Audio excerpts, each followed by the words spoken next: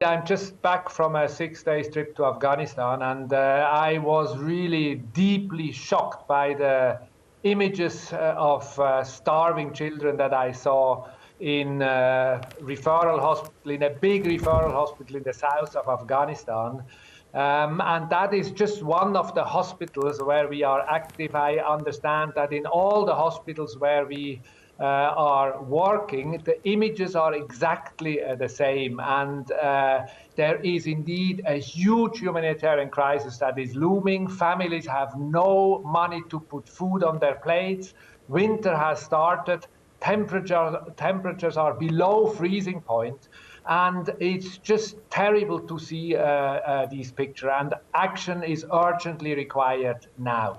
Dominik, also, I guess what people forget is that the country was completely functioning on the basis of aid for their health services, their education services. So have they all ground to a halt, or is it just that the workers are not getting paid? Yeah, that is an excellent question. Imagine that until August, 80% of public spending was actually financed by the international community. So all the salaries of doctors, nurses, teachers, municipal workers, they were essentially paid by the international community in their support to the former government. Now, these people, they have gone without salary for 5 months.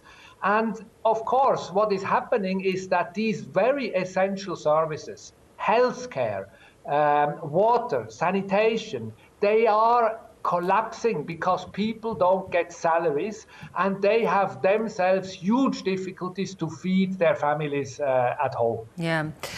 The tension, Dominik, though, is of course not legitimising the takeover by the Taliban. So the only way the international community knows how to do this is through sanctions. How is that impasse going to be breached? Yeah, that is now exactly the big question. Because of that political legitimacy crisis with the de facto authorities, the Taliban in Afghanistan, governments are extremely reluctant to go anyway near these government services that actually where the very same people are working as before. And what is required now urgently is steps that allow money to flow into the pockets of the very public sector workers in the fields of health, in the fields of education, in the fields of water and sanitation, in order to guarantee the continuity of these services to the people who are in dire needs. How do we do that, though? How can that be accomplished? It is entirely possible. What is required, for instance, are humanitarian carve-outs of these sanctions, which would allow explicitly neutral, independent humanitarian organizations such as the Red Cross to work in the country without being afraid of violating these UN Security Council sanctions. That would be a very important first step. That would also help us to really do with confidence what we have now started to do in an unprecedented step. We have started to support 18 of the largest hospitals in Afghanistan with 5,100 staff.